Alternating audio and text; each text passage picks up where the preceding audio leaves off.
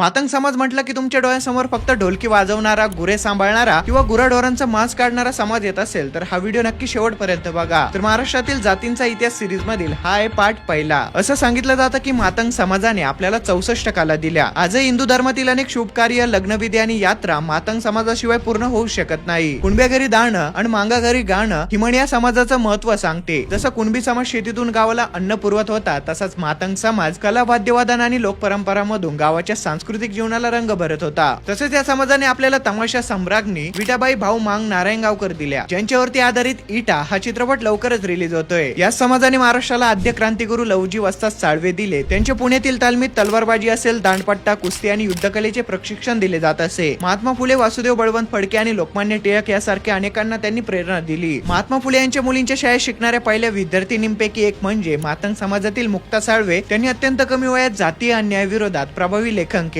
तसेच लोकशाहीर अण्णाभाऊ साठे यांनी आपल्या साहित्य आणि शायरीतून कष्टकरी, गिरणी कामगार आणि वंचित समाजाचा आवाज जगासमोर पोहोचवला. संयुक्त महाराष्ट्र चळवळ त्यांच्याशिवाय पूर्ण झाली नसती. म्हणूनच मातंग समाजाचा इतिहास हा केवळ एका व्यवसायाचा इतिहास नसून संघर्ष, कला, सामाजिक परिवर्तन आणि स्वाभिमानाचा इतिहास आहे. त्यामुळे हा व्हिडिओ जास्तीत जास्त शेअर करा आणि पुढच्या भागासाठी आत्ताच अफलातूनला फॉलो करून ठेवा.